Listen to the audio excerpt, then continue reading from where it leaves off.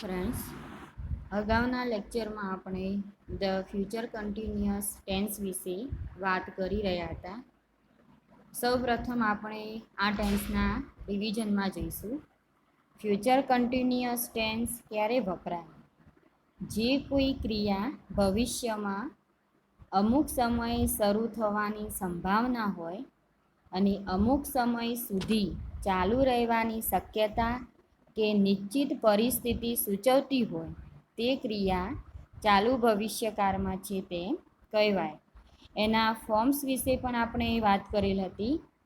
વાક્યની શરૂઆતમાં સબ્જેક્ટ આવશે, એની નેક્સ્ટમાં shell will આવશે, એની નેક્સ્ટમાં બી મુકાશે અને લાસ્ટ વનમાં જોઈએ તો જે મુખ્ય ક્રિયાપદ હશે એનું તમારે પ્રેઝન્ટ પાર્ટિસિપલ કોને કહેવાય? વર્તમાન કૃદંત.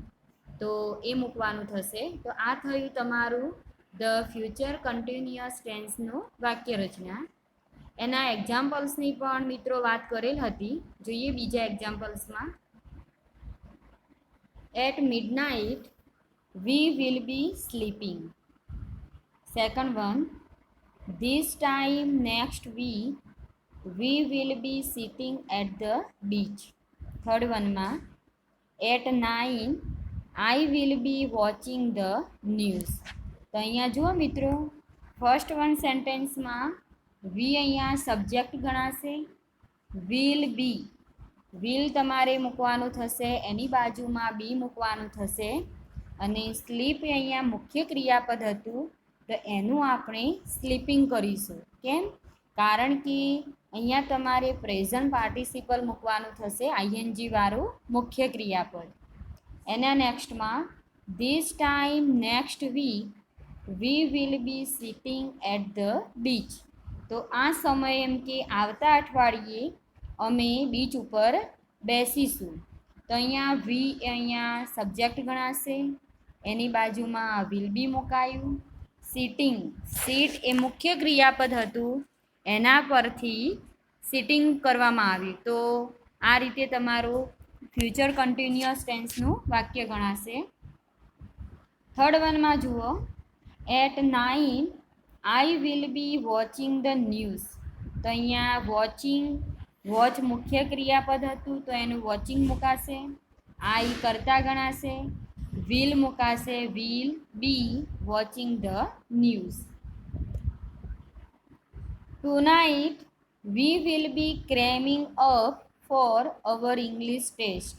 તો અહીંયા વી એ કરતા ગણાશે, એની બાજુમાં વિલ મુકાશે, બી મૂકીશું અને ક્રેમ CRAM એના પરથી CRAMMING મુકાશે. Up for our English test. They will be dancing all night. તો અહીંયા ધે કરતા ગણાશે, એની બાજુમાં વિલ બી મુકાયું. ડાન્સ એ મુખ્ય ક્રિયાપદ હતું તો એને તમે આઈએનજી પ્રત્યય મૂકો તો ડાન્સિંગ થશે. ઓલ નાઇટ એ અધર વર્ડ્સમાં રહેશે. He will not be playing. તે રમશે નહીં. તો અહીંયા જુઓ, હી કરતા વિલ મુકાયું. હવે મિત્રો અહીંયા નોટ મુકાયું.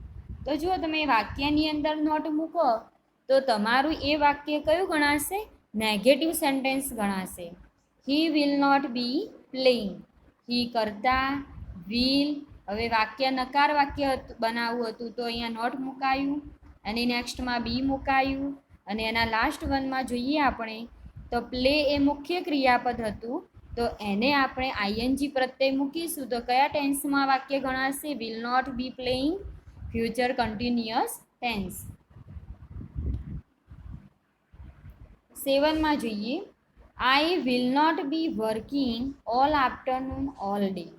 તો અહીંયા આઈ કરતા ગણાશે, વિલ નોટ મુકાયું, બી મુકાયું અને વર્ક મુખ્ય ક્રિયાપદ હતું તો એને આપણે વર્કિંગ આઈએનજી ફોર્મમાં કન્વર્ટ કર્યું. ઓલ આફ્ટરનૂન ઓલ ડે એ અધર વર્ડ્સમાં ગણાશે. હવે આ વાક્ય જુઓ તમે, આ વાક્ય તમારું ઇન્ટ્રોગેટિવ ગણાશે. કેમ? કારણ કે વાક્યની શરૂઆતમાં વિલ મુકાયું. Will you be eating at 6? Will એની નેક્સ્ટમાં યુ કર્તા તરીકે મુકાયું, બી મુકાયું અને ઈટ જે મુખ્ય ક્રિયાપદ હતું એનું આપણે આઈએનજી ફોર્મમાં કન્વર્ટ કરીશું તો શું થશે? ઇટિંગ થશે. એટ 6 અને એની લાસ્ટ વનમાં આપણે ઇન્ટ્રોગેટિવ માર્ક મુકાયું. તમે જે વાક્યની અંદર ઇન્ટ્રોગેટિવ માર્ક મૂકો એ વાક્ય તમારું કયું ગણાશે? Interrogative sentences. તો આ વાક્ય તમારું ઇન્ટ્રોગેટિવ સેન્ટેન્સ ગણાશે. કયા ટેન્સમાં? Future continuous tense. 9માં જોઈએ, will she be driving to London? તો અહીંયા વિલ વાક્યની શરૂઆતમાં મુકાયું. ઇન્ટ્રોગેટિવ વાક્ય હતું એટલે સિમ્પલ ફ્યુચર ટેન્સના helping verbs always you put first one. તમારે સિમ્પલ ફ્યુચર ટેન્સના જે તે હેલ્પિંગ વર્બ્સ હશે, ફ્યુચર કન્ટિન્યુઅસ ટેન્સનું ઇન્ટ્રોગેટિવ વાક્ય બનાવવું હોય તમારે તો વાક્યની શરૂઆતમાં સિમ્પલ ફ્યુચર ટેન્સના તમારે હેલ્પિંગ વર્બ્સ પ્રથમ મૂકવાના થશે. એની નેક્સ્ટમાં કર્તા મુકાશે, બી મૂકીશું. ડ્રાઈવ એ મુખ્ય ક્રિયાપદ હતું તો એનું આપણે ડ્રાઇવિંગ આઈએનજી ફોર્મ તમે મૂકો તો શું બનશે? Driving to London. હવે લાસ્ટ વનમાં જોઈએ આપણે તો ઇન્ટ્રોગેટિવ માર્ક મુકાયું એટલે આ વાક્ય તમારું પ્રશ્નાર્થ વાક્ય ગણાશે. 10મા નંબરનું જોઈએ, will they be fighting again? તો જુઓ અહીંયા પણ ઇન્ટ્રોગેટિવ માર્ક મુકાયું. વાક્યની શરૂઆતમાં વિલ મુકાયું, ધે મુકાયું. એ ધે અહીંયા કરતા ગણાશે. બી મૂકીશું અને ફાઇટ એ મુખ્ય ક્રિયાપદ હતું તો એનું આપણે આઈએનજી ફોર્મ તમે કન્વર્ટ કરો તો શું થશે? એનું ફાઇટિંગ થશે. Now I give you some fill in the blanks. Future continuous tense તમારે ઘેર પ્રેક્ટિસ કરવાની થશે. ટ્રાય કરજો બધા. Fill in the following blanks with the future continuous tense of the verbs given in the brackets. અહીંયા મેં into બ્રેકેટમાં જે તમારે મુખ્ય ક્રિયાપદ મૂક્યા તો એ મુખ્ય ક્રિયાપદનો તમારે ખાલી જગ્યામાં ઉપયોગ કરવાનો મિત્રો. અહીંયા મેં સૂચના આપેલી છે તમને કે ફ્યુચર કન્ટિન્યુઅસ ટેન્સની ખાલી જગ્યાઓ તમારે પૂરવાની થશે. તો હવે તમારે ફક્ત એક જ ટેન્સ ઉપર તમારે અહીંયા ફોકસ કરવાનું થશે કે ભાઈ ચાલો ફ્યુચર કન્ટિન્યુઅસ ટેન્સ આપેલો હતો એનું તમારે વાક્ય રચના જોવાનું થશે અને જે પ્રમાણે ફોર્મ્સ હશે એ પ્રમાણે તમારે સબ્જેક્ટ મુકાશે. એની નેક્સ્ટમાં વિલ સેલ મુકાશે, બી મૂકવાનું થશે અને ઇન્ટુ બ્રેકેટમાં જે મુખ્ય ક્રિયાપદ મુકાયા એનું તમારે પ્રેઝન્ટ પાર્ટિસિપલ મૂકવાના થશે. એટલે તમારે જે તે વર્બ્સની નેક્સ્ટમાં આઈએનજી ફોર્મ મૂકવાનું થશે. નાઉ ફર્સ્ટ વન જુઓ, ધ ફાર્મર્સ ગેવ્સ ઇન્ટુ બ્રેકેટમાં water into bracket over their fields in the morning. Second વનમાં સી ગેવ્સ ઇન્ટુ બ્રેકેટમાં સિંગ આફ્ટર લંચ. થર્ડ વનમાં અહીંયા મિત્રો જુઓ અહીંયા ફૂલ સ્ટોપ્સ આવશે નહીં તમારે, અહીંયા ફૂલ સ્ટોપ રહેશે, આ ફૂલ સ્ટોપ્સ તમારે આવશે નહીં. થર્ડ વનમાં when you call on him he gives into બ્રેકેટમાં રાઇટ લેટર ફૂલ સ્ટોપ. તો અહીંયા મેં રાઇટ મૂક્યું તો એનો તમારે ખાલી જગ્યામાં યુઝ કરવાનો થશે. ચોથી ખાલી જગ્યામાં જોઈએ, સી ગેવ્સ ઇન્ટુ બ્રેકેટમાં make into bracket over tea in the evening. Last વનમાં મેં ઇન્ટ્રોગેટિવ માર્ક મૂક્યો. અહીંયા તમારે ઇન્ટ્રોગેટિવ માર્ક આવશે નહીં, ઓનલી તમારે ફૂલ સ્ટોપ્સ આવશે. પાંચમામાં when you arrive I probably gets into બ્રેકેટમાં weed into bracket over the plants. તો અહીંયા જુઓ વીડનો મિનિંગ શું થશે? જે નિંદામણ હોય, જે વધારાનું ઘાસ હોય એના માટે વીડ શબ્દનો યુઝ થાય. સિક્સમાં at 9 AM tomorrow he gives into બ્રેકેટમાં sit into bracket over in his office.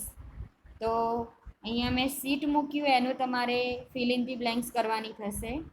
સેવનમાં when I reach Shimla it probably gives into બ્રેકેટમાં snow into bracket over there full stop. તો અહીંયા મેં સ્નો શબ્દ મૂક્યો નો મુખ્ય ક્રિયાપદ મુકાયું તો એનું તમારે ખાલી જગ્યામાં એ રીતે એડ કરવાનું થશે. જે પ્રમાણે કરતા હોય એ પ્રમાણે વિલ સેલ મૂકવાનું થશે અને ખાલી જગ્યા ઇન્ટુ બ્રેકેટમાં જે ક્રિયાપદ મુકાયા એનું તમારે આઈએનજી પ્રત્યય મૂકવાનો થશે. હવે મિત્રો આપણે જોઈએ the future perfect tense. Future perfect ટેન્સના ફોર્મ્સની પહેલાં વાત કરીશું. How can you form the future perfect tense? First we put subject, then after we put will shall, then we put have, then we put past participle of the verb અને last વનમાં આપણે અધર words મૂકીશું. ફરીથી જુઓ the future perfect tense. ધ્યાન રાખજો તો વાક્યની શરૂઆતમાં સબ્જેક્ટ આવશે, વિલ સેલ આવશે, એની નેક્સ્ટમાં તમારે હેવ મૂકવાનું, એની નેક્સ્ટમાં તમારે જે મુખ્ય ક્રિયાપદ હશે એનું તમારે ભૂતકૃદંત બનાવવાનું થશે. એટલે ભૂતકૃદંતને તમે ઇંગ્લિશમાં શું કહો, અંગ્રેજીમાં the past participle of the verb, એની નેક્સ્ટમાં other words. Now we see some examples of the future perfect tense. I have slept 8 hours. Into બ્રેકેટમાં નોટ સ્લીપ્ડ. એની નેક્સ્ટમાં the plant will have grown by them. Into બ્રેકેટમાં not growed. Third વનમાં Hetal will have ran by 10 o'clock. Into બ્રેકેટમાં not runned. હવે મિત્રો જોઈએ કે એનો ઉપયોગ ક્યારે થાય. મેં તમને એક્ઝામ્પલ્સ આપ્યા તો પહેલાં યુઝેસમાં જઈએ અને એની નેક્સ્ટમાં હું તમને ફર્સ્ટ વનમાં જે એક્ઝામ્પલ્સ આપ્યા એની હું તમને સમજૂતી આપીશ. યુઝેસમાં જોઈએ તો ક્યારે યુઝ થાય the future perfect tense? To indicate that something will already happen before a certain time in future. કોઈ પણ એમ કે ઘટના એ ફ્યુચર ટાઈમમાં પહેલેથી થઈ ગઈ હોય. Something will already have happened before a certain time in future. એટલે ભવિષ્યમાં કોઈ ઘટના ઓલરેડી બની ગઈ હોય, પહેલેથી થઈ ગઈ હોય અને એને તમારે ઇન્ડિકેટ કરવી હોય તો એ ફ્યુચર ટાઈમની એક્શન્સને તમે કયા ટેન્સમાં યુઝ કરી શકો? The future perfect ટેન્સમાં.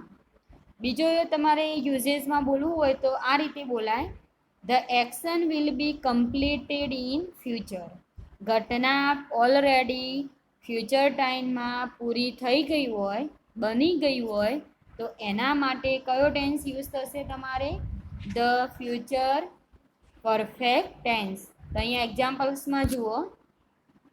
I will have slept 8 hours. હું એમ કે 8 વાગે ઊંઘ્યો હોઈશ.